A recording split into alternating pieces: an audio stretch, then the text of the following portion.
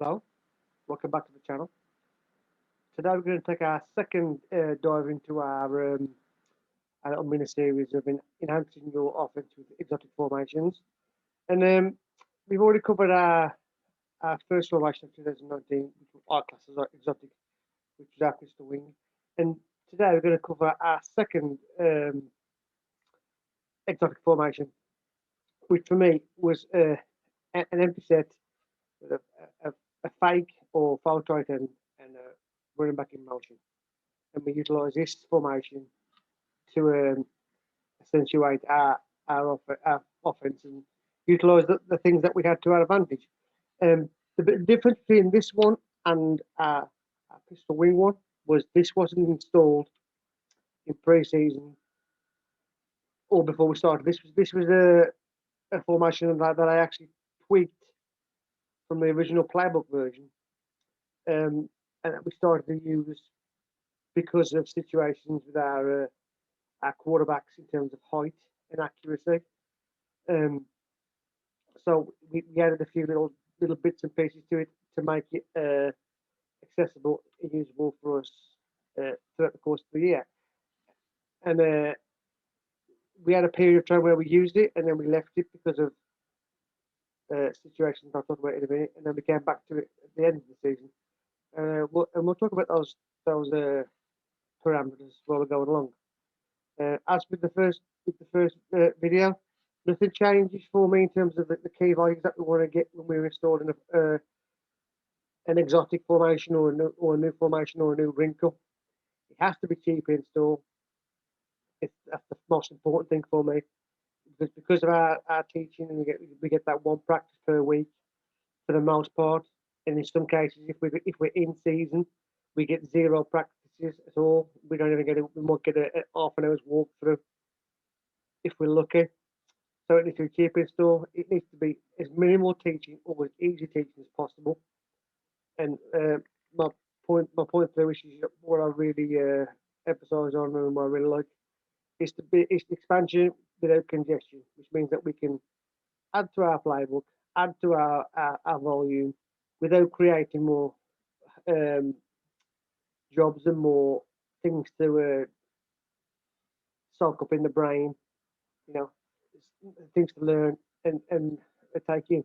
So we try and keep it as as minimal as possible and as simple as possible, but adding to our offense as much as we can as we go along. Um, the wise to this formation, we assess our personnel, and we knew coming in, or we I thought coming in, as I'll show you the original version of the formation and how I adapted that. Um, Basically, I wanted to get a couple of options for the empty formation because I've used empty in the past with motions and stuff, and I wanted to kind of bring that back in some way or form, some way, shape or form for 2019. I wasn't sure how we were going to do it, and I needed to assess the body types we had, the skill set we had, what our QBs couldn't do, until I finally processed how I wanted to attack it, and that's why I actually ended up coming up with this version of the formation that we did. And the reason why we do it like we do is because our starting QB, who was a full wide receiver, was only like 5 foot 8, 5'9", and our guy who finished the season as our athlete, he was only 5'6". So both QBs were very very short compared to our tackles. Who our left tackle was like 6'4", 6'5", and our right tackle was probably 6'9", 7 foot. So they had a hard time seeing over those tackles when we were throwing the football. So I made the conscious decision to move our aim point. So I wanted to encapsulate more of a rollout play. So everything that we did while we're in this formation is a rollout. So it just gives a chance, as I said there, to let your athletes make plays. And when we're rolling out, we can either have our QB run it with his legs because all our QBs are agile athletes. You know, they're not they're dual threats, or athletes of every description, because they're actually not quarterbacks. They are actually, other players being made into quarterbacks. And then we've got motion max and declare, which I've always found out if you put something in motion, or you see something in motion, 9 times out of 10, if the defense is going to tell you whether they're in man or whether they're in zone. And that's just for me as a play caller, that I like to see that, and then I can decide how I want to attack that based on what they're doing. And the way that we did this to keep it simple for our QBs and for our players to understand the methods and stuff is that we basically split the field in half. So we'll talk about that in a minute when we go to our huddle playbook. If we split the field so that we can keep our reads and maintain our playbook and maintain our ethos. Nothing changed, just how we looked, and that's how we attacked it. So we'll go to our huddle playbook, and we'll talk through the play, and then we've got some clips. Okay. This formation right here was in the 2019 playbook as a different formation called Stinger. We never ran it. We never utilized it mainly because when I got into it, we didn't have 2 tight ends. We didn't even have 1 tight end technically. So it was one of those formations where I stood it on the back burner, even though it was in the playbook. We had 2 or 3 formations that we never actually used, and this is one of them. And then because we had no tight ends, I just basically didn't, try and put it into my offense, because it would be a whole people of trying to force square pegs into round holes. However, when I realised in pre-season that our QBs were short, they were struggling to stay on the line, I wanted to have an answer for that as often as possible. And we did some of that with our shark stuff on our wide corner, just to move the pocket a little bit. And this was another example of how we improvised to utilise what we had to our advantage. So what I did in this case was we basically moved the R over to the behind the tackle, and then we put our Y out into a trip style package. Okay, and then to make this very simple, as we said, all we would do is literally split this ball down the middle. Okay, if we split the field down the middle, then it opens up how we're going to teach it and what we're going to teach it to. Now, when we install a new formation, we want to encapsulate everything in one word. So our word for this was empty, and it was literally a fish, meaning no backs. But so when the players heard empty, the guy who was our X wasn't actually our X, he was our H. But he knew that when we were empty, because he was a bigger bodied guy, he would be our tight end. And our tight end is on the end every single time, whether it's left or whether it's right. So this will be empty right. So you can see that because we're on the right side. So our tight end would line up at X. Okay? And then we would basically split the field in half. Now, when we split the field in half, it still opens up a vast amount of our playbook, because we can still run our stick concept from trips. We can still run our slant outs, our full verts, our sail concept. All these things are still in place from our trips variant. Nothing's changed if we split that field in half. Now the QB can still make that exactly the same if he wants to, whatever we feel. The only other thing that I added into it, because I wanted to build off of it, was that I brought my running back in motion every single time. Now I did this for 2 reasons. One, to create that lateral movement and see how the defense react to that motion, and also 2, I wanted to be able to build off of that motion and do some things. So we could have, in this instance, we could have a running back jet sweep. Okay, this would have still been what we would have called twister. We just called it twister from the empty. And this was one of the plays that we ran where we would literally just hand the ball off, and our X would go ahead and block. And also we would also be able to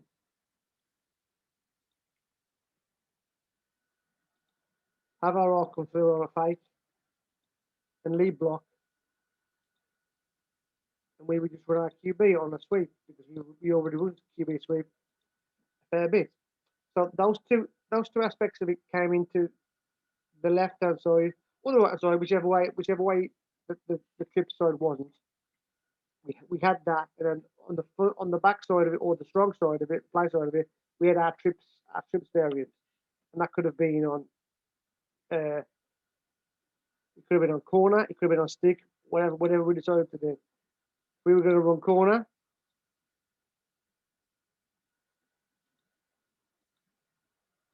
We could still run corner. Okay, just like that. So the right side of the plate remained the same. If we were going to run, if we were going to run stick, we could still run stick.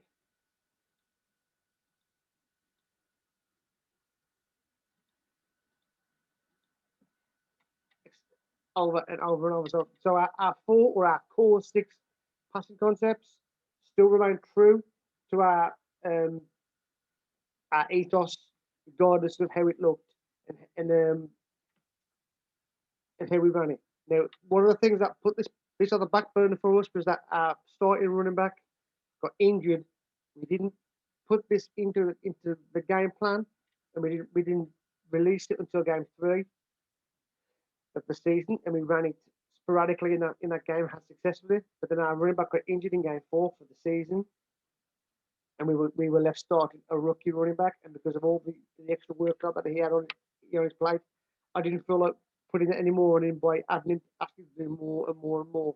So we didn't bring it back until week 10, when again I had a shorter QB with a limited reps, and we brought that back into it just to give us a leg up and an advantage. So we'll show some clips of us running it.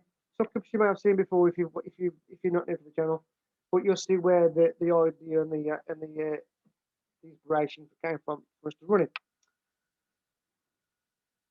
And before I move on, this is both sides, so you could have trips left or trips right.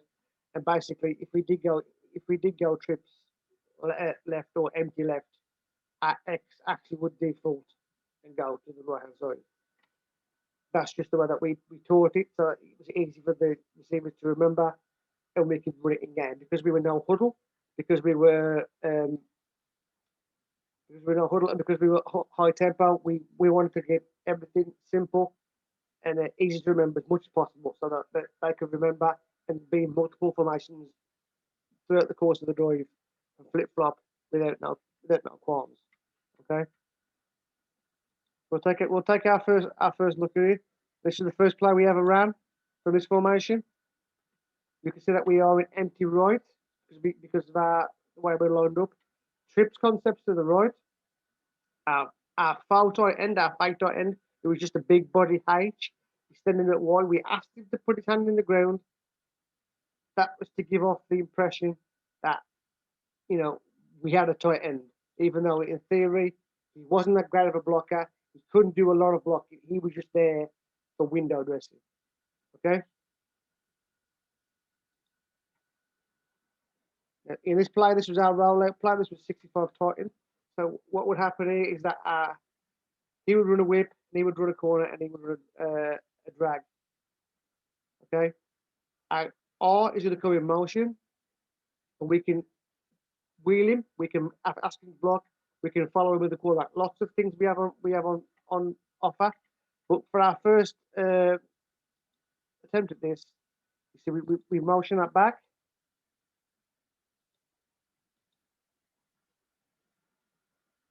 Throw the whip out, make the first down. Okay. the tight end or the X, his route would stay no matter what we were doing. So he actually had the drag from this route, so he still runs his drag over this side, and we try to keep in line with his teaching that he took through the season. So when he hears the concept and he hears that it's stick or he hears that it's tighten, he knows what his route is, and we try to maintain that. So he could have gone vertical here, but because we were running tighten, his route was a drag, so he keeps the drag. Okay. Okay, so you can see that on the motion, these all guys back off and give it and create space.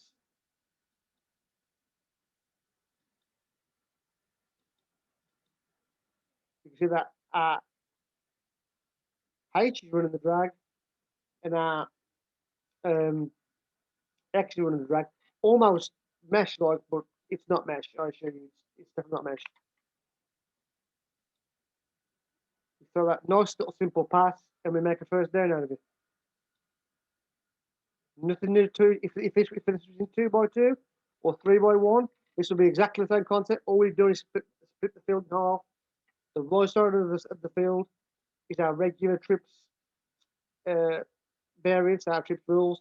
The left side of the field, our X gets in tight, gets down in the dirt, and we motion our R across, and our QB will usually boot one way or the other to create the space so that he can see past our huge tackles. So we do roll. You can clearly see that the wide open on the whip. Z's running his slant corner.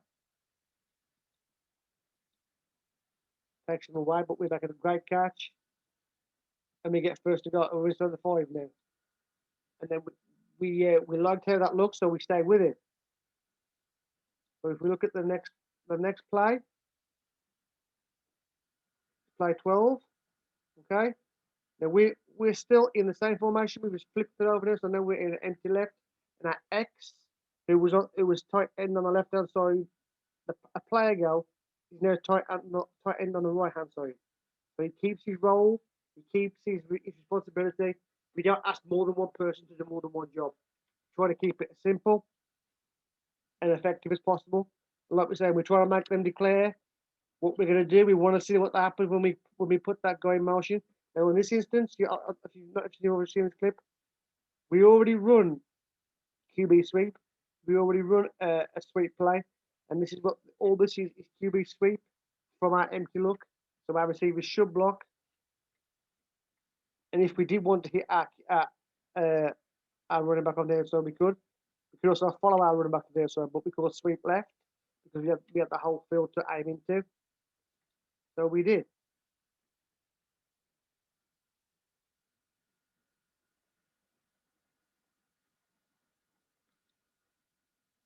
He comes across in motion.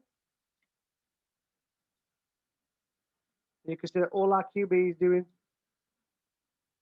is using his legs to his advantage and scoring. What we liked about the principle of this play is that heads up, we know that the receivers are going to be man to man on the left hand side. Okay, they should all be manning up. Okay, if these guys blocked, we would hope that the safety would go along with this flowing back. He doesn't, he sits still. But we know that the QB only has to beat this guy right here. If the QB can get to the outside before he can get there, then it's a win for us. Okay? Our receivers don't do a great job of blocking, but we still win the play because of the speed of the QB and the ground covered. You can see that he hesitates. He's nowhere near. Our guy misses his block there. Our Y gets his block, and our X is actually running a route rather than blocking. So it's actually a little bit of a bust. But the QB makes the most of it, and we use his legs and the wide side of the field to our advantage, and we get it in. It worked for us. It was how we intended it to work. The execution wasn't clean, the premise of the play was there, and we liked the ideology behind it. So if receivers MDM, they should be blocked up, and there should be a cakewalk in for the QB. The receivers don't get there, guys. You can see that our inside receiver misses his block there, which causes our QB to have to turn on the afterburners. Our inside guy does a great job blocking up, and our outside guy is actually running the slant when he's supposed to be blocking, but that slant in this situation actually does us a favour. It takes that guy away. And by the time he comes back, they're already 5 yards and we're already in the end zone. And we will take that every time. Okay. So this is later on in the game. As I said, this is the first game that we brought it out. This is the first game that we showed it.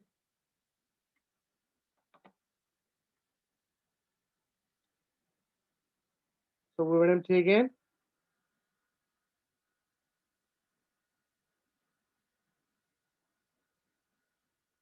You can see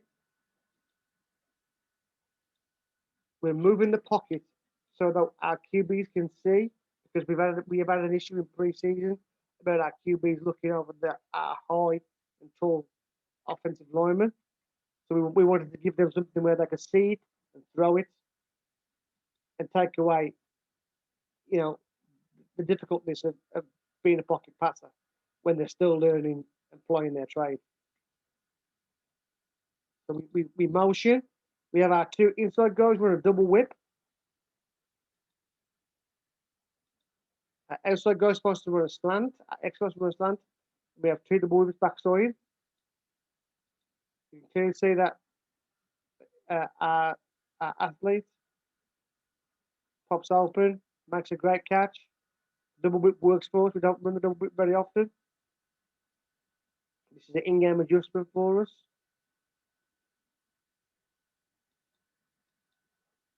We run the double whip. We like it. You can see our QB's rolled, giving himself the space, creating the space, so the throw is more comfortable for him. It wasn't a bad QB throw on the run. Simple throw of 8-9 yards. We pick up a first down, and we move forward. Again, you can see we just adding layers to what we do, just like we did in our other exotic formation. We're adding layers to what we can do out of this formation. Same game, later on in the drive. Of course, we now huddle and we're up tempo, so we would flip through different formations. But when we called empty, our running back would know that he has to line up trip side and motion to the one receiver side, and our height receiver or our big body receiver would know that he had to go and line up as a tight end, single side, every single time, whether we were left or whether we were right. That's how we taught it, and that's how we executed it and got ourselves a game plan into how we wanted to work. And 9 times out of 10, we had very few hiccups in getting this formation in and ran when we wanted to run it. A couple of times we have to call the timeout, but that's life. So now we can see that we're empty left. We've got our two receivers to the left hand side.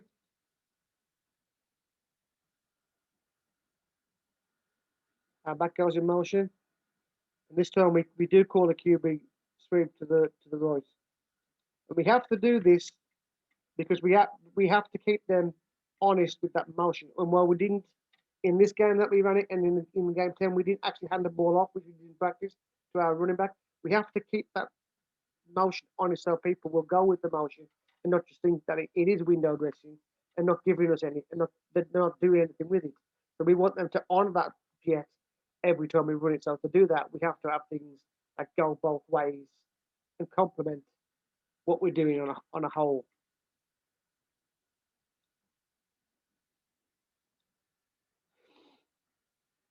So you can see this is design play, this is design QB sweep right, and we are going to follow our running back. Our tackle does a fantastic job of steering the edge. Our running back at second level is all up here, taking on secondary, forms a great lane, and our QB goes 15, 20 yards untouched. And this is how we drew it up, how it's supposed to look.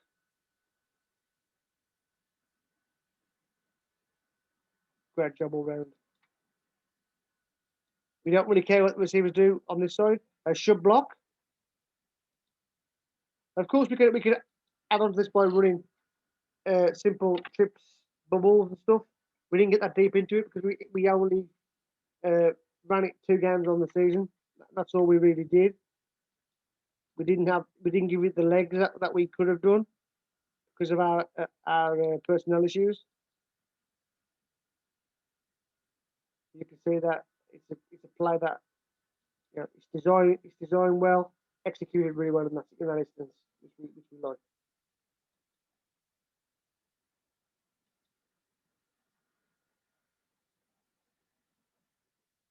Okay, this is one more from the same game. Again, we're trying to implement our offense within this formation without without minimal teaching and cheap install. This play is simply verts. It's 4 verts, so our 3 receivers will run a go route, and our single story would run a go route, and our R would still go in motion, running that same track that he's run the previous play. Make him on it. We can turn into a wheel if we so feel like doing so. So on and so forth. And we get lucky on this play because it's not a great throw. Okay, so you can see it's verts. They're man up on the left hand side, so that everybody just goes vertical.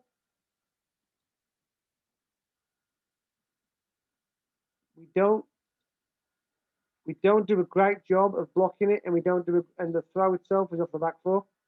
It's a pretty weak throw, and to be fair, the read should have gone to the right because our tight end, our fake tight end, just pops open.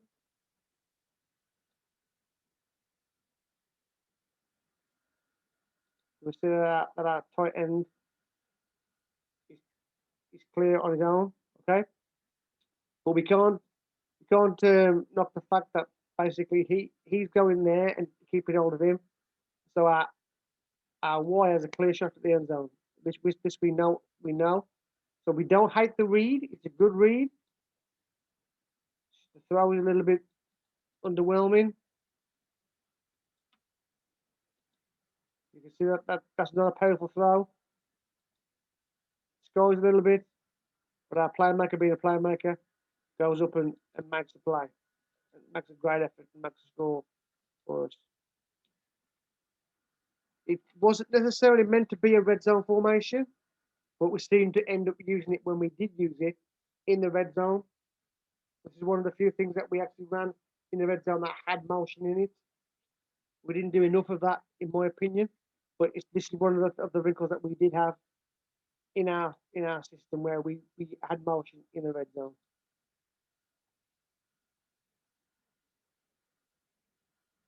Our running back's going to run that track. He doesn't wheel it up. Our tight end is open. We don't throw it. We know we got man across the board. The safety's in the middle. He has to honour this guy because nobody's going to take him. So he's late coming over anyway. So we have him beat. It's just that the throw's a little bit underwhelming. Unfortunate, but we get a little bit lucky. And sometimes being lucky is as good as being great. And we'll take those points and we move on.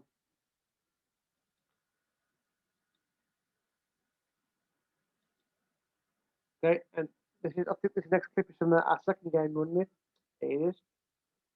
Okay, now in this game that was game 3. This is now game 10. So you can see that we've got 7 games without running it, and we've got 7 games without running it because of our receivers being out, not being around to practice it. Our running back being a rookie, learning the ins and outs of being of starting and having that starter pressure on you. And now, after week 9, basically our QB gets injured, so we've basically got a guy who is an athlete, not a quarterback by trade, but he's back there because he can run and he can be an athlete and he can actually throw it a little bit even though he's quite short. So when we knew with the game plan moving in, we knew that he was a short guy with two 6'7" tackles. We tried to give him an avenue and a passing lane to move into.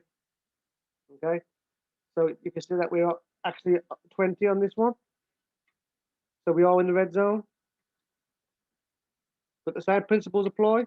Is that's the same guy playing X. He's a H receiver. It's the same guy from the other clips. We carry it over. It's not no issue for them. Our running back will run that jet, and our QB will roll left or will roll right, depending on what we call. Okay, so you can see that he rolls left. It's a corner throw. This is actually wide corner flip. So it's now H corner.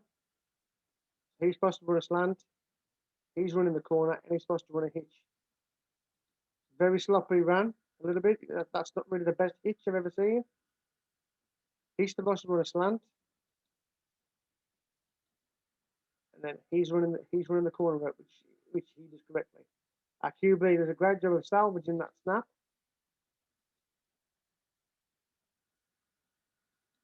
Gets to the outside. You can see that's not great technique. That's just an athlete being an athlete. We solve the corner route, we catch it, and we score, and we're all very excited about it because it's a great play.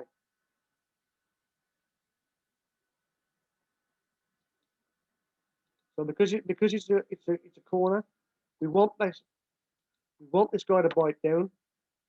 Okay, we want this guy to either pass off this receiver or take this receiver as if it was wide corner, and then we want this guy to run the wide corner from the H position, and it'd be a H corner, so to speak. It is that. It's just a little bit muddled because of the depth of the routes. He shouldn't be that deep. He should have broke his off a long time ago. Either way, that guy stands still because he sees that QB running. He sees that QB running, leaving them 2-on-2 with three guys. I can't cover them all.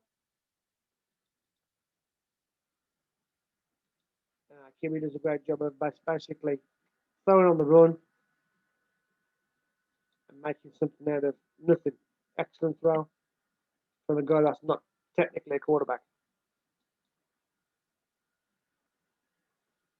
Right, next drive, you can see that we're in the red zone again.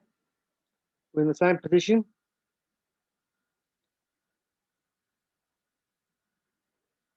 As I said, this wasn't intended to be a red zone formation, but we ended up using it a lot in the red zone to create matchups that we liked. So the rules still apply. Same personnel, split the field in half.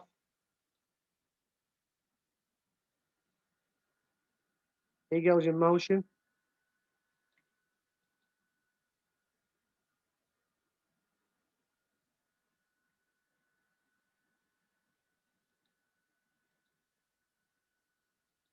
We'll watch it through again.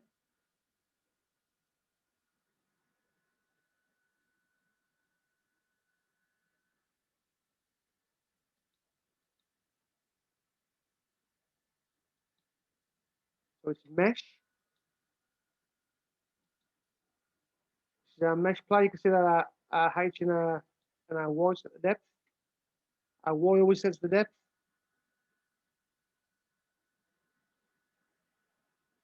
He goes in motion. We go through it. We get caught at the wash there.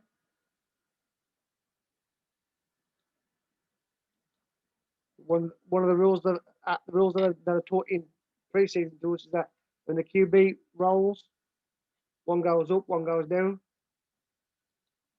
So one guy comes back, he's supposed to come back. He actually does a great job, he just goes out. And this guy does a fantastic job of sitting in the grass. And that QB does an exceptional job of being an athlete. Quick throw,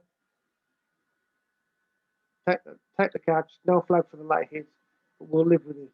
So this is our mesh play.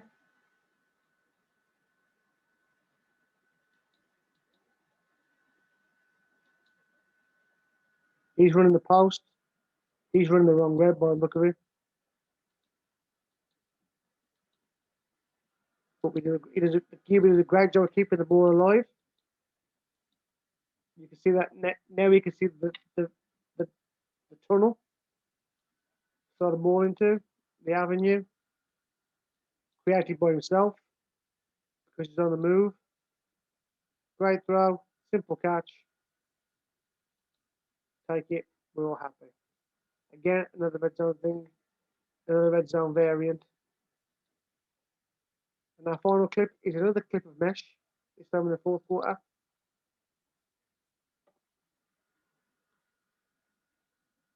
So you can see that we're now in empty right.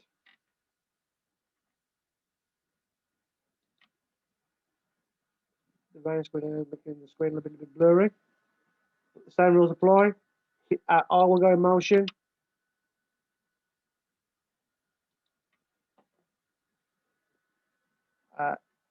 X is setting the depth because he's out wide technically. We go across. Great throw, and that's just a great play from our playmaking receiver. Watch it do again. So now we're running mesh for the second time from our empty formation. So because we mesh our X and our Y, this still applies.